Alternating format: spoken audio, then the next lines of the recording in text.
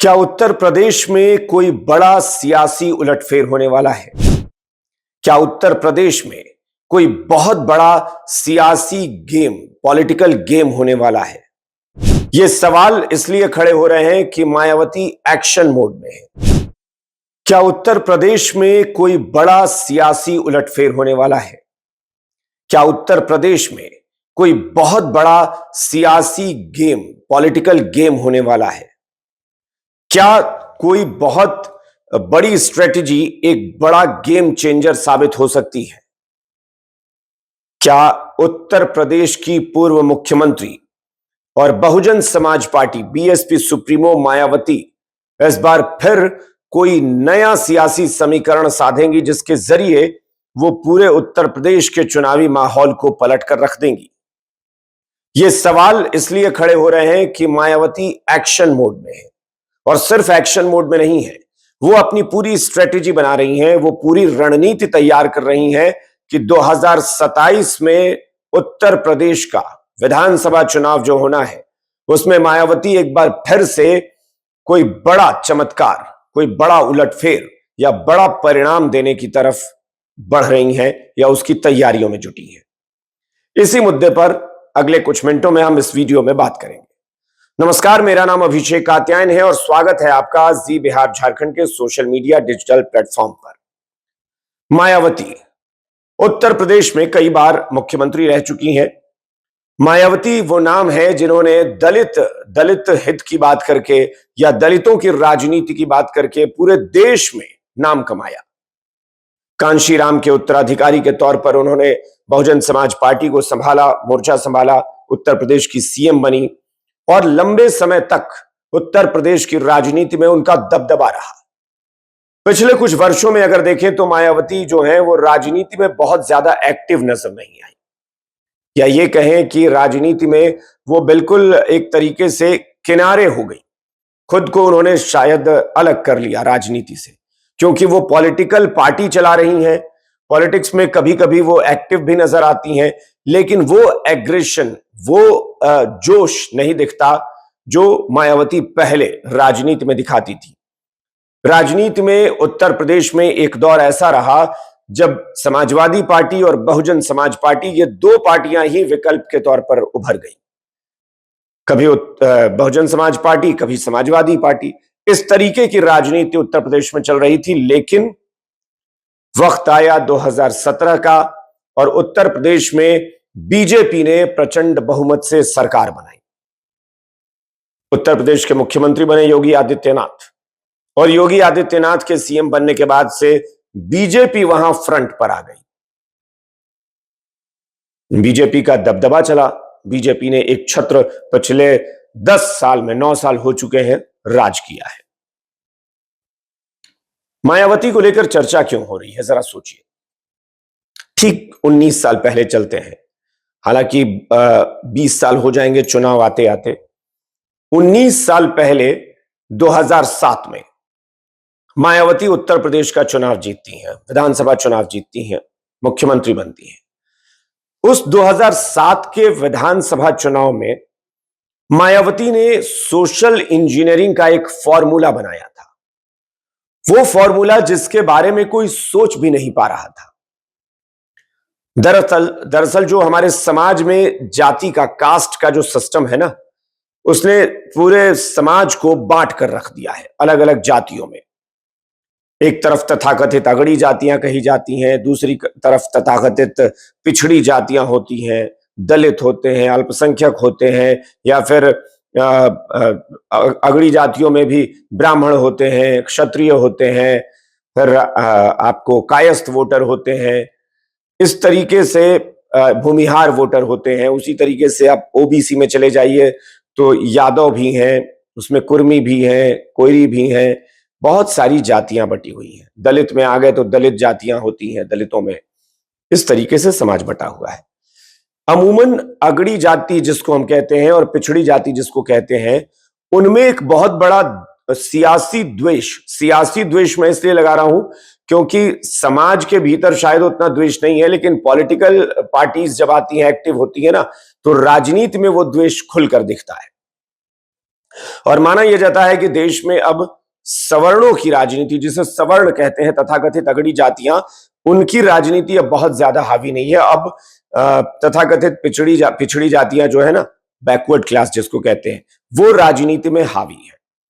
मायावती ने दो धुर विरोधी, राजनीतिक विरोधी मैं कह रहा हूं, समाज में हर जाति की एक दूसरे से आपस में बन जाती है, सब दोस्त होते हैं, आपस में मिलते बैठते हैं, लेकिन राजनीति में ये सारी चीजें मानी जाती हैं कि विरोधी है। दो धुर विरोधी माने जाने वाले जाति के लोग, एक तरफ ब्राह्मण, जिसे तथाकथित सवर्ण में सबसे ऊपर मानते हैं, समाज के भीतर मानते हैं, इसलिए मैंने बार बार तथाकथित कहा कि तथाकथित सवर्णों में एक ब्राह्मण जातियां, दूसरी तरफ दलित, यानी जो वो तबका जो सबसे ज्यादा पीछे माना जाता है, दबा कुचला माना जाता है। इन दो के बीच भी राजनीतिक विरोध रहा है। लेकिन 2007 में बीएसपी सुप्रीमो मायावती ने एक ऐसा चमत्कार कर दिया जिसने उत्तर प्रदेश जैसे बड़े राज्य में, जहां 403 विधानसभा सीटें हैं, वहां पर पूरा समीकरण धरा का धरा, सबके समीकरण धरे के धरे रह गए। सारी सियासी चाल फ्लॉप साबित हो गई। चली तो सिर्फ एक चाल, वो थी मायावती की चाल।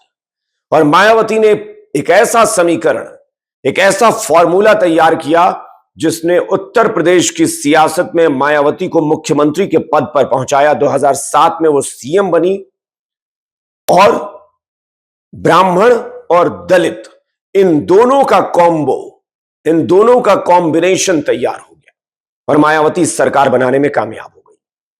उस वक्त सबको याद होगा कि सतीश मिश्रा, ब्राह्मण नेता मायावती की पार्टी में, वकील है, एडवोकेट है, वो सतीश मिश्रा को मायावती ने फ्रंट पर लाकर खड़ा कर दिया। पार्टी के वो महासचिव थे।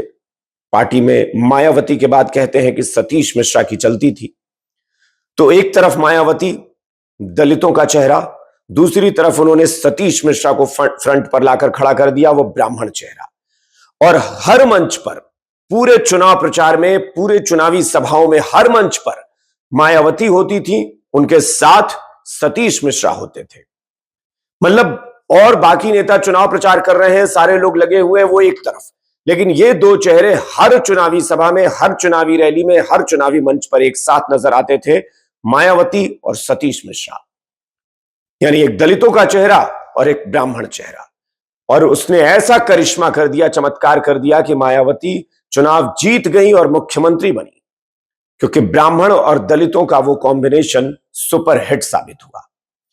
अब 19 साल बाद, जब पिछले 8-10 साल में मायावती जो है वो पॉलिटिकली बहुत ज्यादा एक्टिव नजर नहीं आ रही थी, लेकिन अब उत्तर प्रदेश में उसी जोश के साथ, उसी अंदाज में, उसी तेवर में मायावती एक बार फिर से एक्टिव नजर आ रही है। मायावती फिर उस फॉर्मूले को उत्तर प्रदेश में लागू करना चाहती हैं। उत्तर प्रदेश में वो ब्राह्मण दलित कॉम्बिनेशन को एस्टैब्लिश फिर से करना चाहती है। इसके लिए उन्होंने फिर से सतीश मिश्रा को एक्टिव कर दिया है और कहा है कि आप फ्रंट पर आइए। मायावती को क्यों इस बात की चिंता हुई, वो भी मैं आपको बता देता हूं। दरअसल हुआ यह कि पिछले कुछ दिनों में देखा जा रहा है कि मायावती की पार्टी से कुछ ब्राह्मण जो हैं, जो उनकी पार्टी में पहले से हैं, वो छिटक रहे हैं, वो जा रहे हैं। और अब हो क्या रहा है कि मायावती उनको अपनी पार्टी में बुलाना चाहती हैं, लेकिन वो उनसे दूर होते जा रहे हैं। और इस बात को लेकर मायावती को चिंता हो रही है। उनको लग रहा है कि ब्राह्मण तो हमारा 2007 में एक कोर वोटर रहा है, बड़ा वोटर रहा है, जिसने हमको फायदा पहुंचाया है। तो मायावती इसलिए ज्यादा एक्टिव नजर आ रही है कि उनको लग रहा है कि बीएसपी में चूंकि ब्राह्मणों के बहुत ज्यादा चेहरे अब जाने पहचाने बचे नहीं है, अगर सतीश मिश्रा उनकी पार्टी से उस नाम को किनारे कर दें तो बीएसपी में कोई भी ऐसा ब्राह्मण चेहरा नजर नहीं आता जो मतदाताओं को आकर्षित कर सके। और इसीलिए उन्होंने सतीश मिश्रा को फिर से एक्टिव किया है। और मायावती बार बार ये कह रही हैं, या फिर ये आप कहिए कि एक एजेंडा सेट कर रही हैं कि ब्राह्मणों की हितैषी यही बहुजन समाज पार्टी है, बीएसपी है। वो बार बार कह रही हैं कि ब्राह्मणों का हमने ध्यान रखा है, हम उनका हित चाहते हैं और इसीलिए हम चाहते हैं कि ब्राह्मण बीएसपी के साथ आए और बीएसपी का सहयोग करें और फिर देखिए हम कैसे तस्वीर बदलते हैं। और ये शायद इसलिए क्योंकि उत्तर प्रदेश को लेकर बार बार एक दबी जुबान से बात आती है कि योगी आदित्यनाथ पर ठाकुरवाद का आरोप लगता है कि क्या योगी आदित्यनाथ सिर्फ अपनी जाति यानी ठाकुरों की का पक्ष लेते हैं, उनकी हिमायत करते हैं, उनके हिमायती हैं। ये सवाल उन पर उठता है और बार बार ये सवाल उठते हैं, बार बार उन पर आरोप लगाए जाते हैं, विरोधी भी आरोप लगाते हैं, ब्राह्मण कई बार नाराज बताए जाते हैं और मायावती इसे भुनाना चाहती है। वो चाहती है कि अगर उत्तर प्रदेश में ठाकुरवाद जैसी चीज चल रही है तो ब्राह्मणवाद को कैसे लागू करना है, एस्टैब्लिश करना है, ये बीएसपी करके दिखाएगी। और इसीलिए वो फिर से दलित और ब्राह्मण वाली वही सोशल इंजीनियरिंग का फॉर्मूला लागू करना चाहती हैं जिसने 19 साल पहले उन्हें उत्तर प्रदेश में सत्ता दिलाई थी। और इसी के लिए मायावती जो है वो काफी एक्टिव नजर आ रही हैं। दरअसल कई ब्राह्मण नेता जो मैं बता रहा हूं कि छिटक गए हैं बसपा से और इसीलिए मायावती को यह चिंता हो गई है। अब बड़े पैमाने पर ब्राह्मणों को अपने साथ मायावती ने एक समय जोड़ा था और फिर जोड़ना चाहती है। उस वक्त एक नारा दिया गया था बीएसपी में, ब्राह्मण शंख बजाएगा हाथी चलता जाएगा।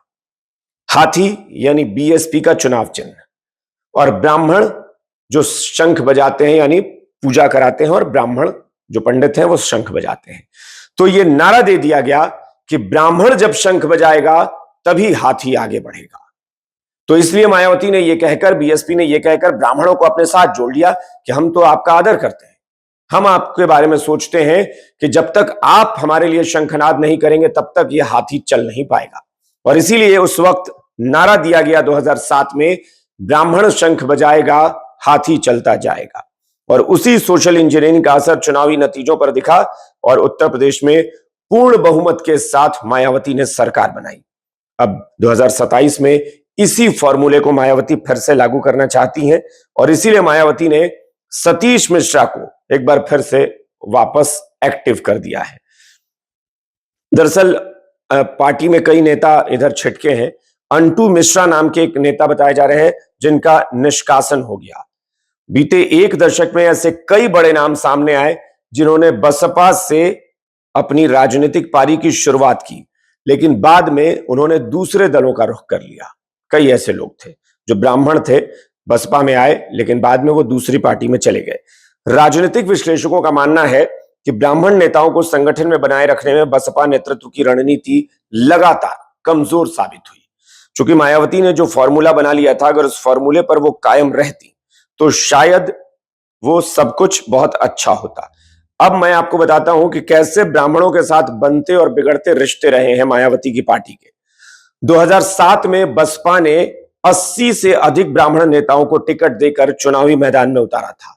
अब सोचिए 403 सीट और 80 ब्राह्मण उम्मीदवार, यानी पांचवा हिस्सा 20% ब्राह्मण उम्मीदवार मायावती ने सिर्फ ब्राह्मण जाति से 20% उम्मीदवार उतार दिए थे। इनमें से 41 उम्मीदवार, इनमें से आधे उम्मीदवार चुनाव जीतने में कामयाब रहे और विधानसभा पहुंचे। बसपा की सोशल इंजीनियरिंग इतनी सफल रही कि बाद में दूसरे दलों ने इसी रणनीति को अपने अपने तरीके से अपनाने की कोशिश की। 2017 के विधानसभा चुनाव तक आते आते बसपा के ब्राह्मण नेताओं का पार्टी से मोहभंग शुरू हो गया। तब मायावती भी थोड़ा साइड हो गई थी। मौजूदा बीजेपी सरकार के उप मुख्यमंत्री ब्रजेश पाठक एक उदाहरण है। बीएसपी ने उन्हें राज्यसभा में भेजा था, लेकिन 2017 के विधानसभा चुनाव से पहले उन्होंने बीजेपी का दामन थाम लिया। जो ब्रजेश पाठक आज डिप्टी सीएम बने हुए हैं, वो कभी मायावती की पार्टी में थे और राज्यसभा के सांसद हुआ करते थे। 2017 में उन्होंने बीजेपी का दामन थामा और आज 2022 में उन्हें डिप्टी सीएम बनाया गया। पूर्व मंत्री नकुल दुबे ने 2022 में बसपा छोड़कर कांग्रेस का रुख कर लिया। पूर्व मंत्री राकेश धर द्विवेदी, रंगनाथ मिश्रा, विनय शंकर तिवारी, ऐसे कई प्रमुख ब्राह्मण नेता हैं जो बसपा से दूर हो गए। पूर्व विधान परिषद सभापति गणेश शंकर पांडे समेत सरकार में उच्च पदों पर रहे कई ब्राह्मण चेहरे दूसरे दलों में चले गए।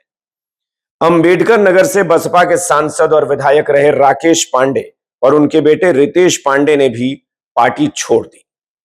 अब आप समझिए कि 2007 से लेकर अब तक की क्या स्थिति रही। अब ब्राह्मणों को दोबारा साथ लाने का जिम्मा एक बार फिर से, जैसा कि मैंने बताया, सतीश मिश्रा को दिया गया है। सतीश मिश्रा मायावती के बहुत भरोसेमंद रहे हैं, बहुत मतलब उनके चहेते नेता रहे हैं, पार्टी में उनकी बहुत चलती रही है।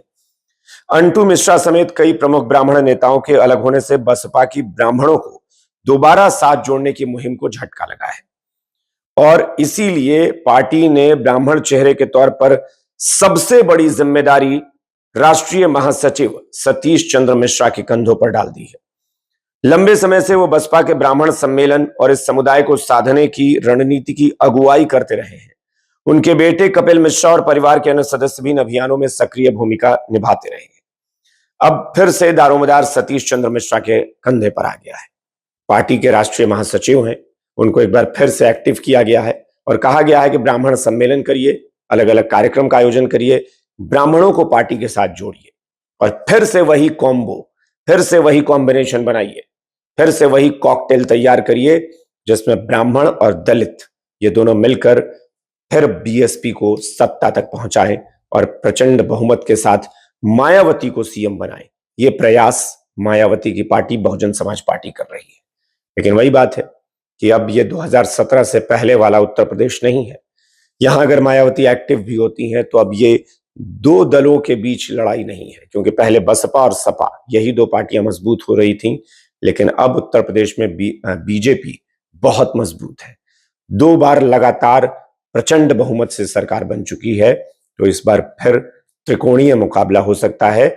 समाजवादी पार्टी का एक कोण है, बीजेपी का एक कोण है, मायावती का एक कोण है। देखना होगा कि मायावती सोशल इंजीनियरिंग का वो फॉर्मूला दोहरा पाती हैं या नहीं। फिलहाल इस वीडियो में इतना ही। जी बिहार झारखंड का social media digital platform like करें, फॉलो करें, सब्सक्राइब करें और हमारे वीडियो पर कमेंट जरूर करें।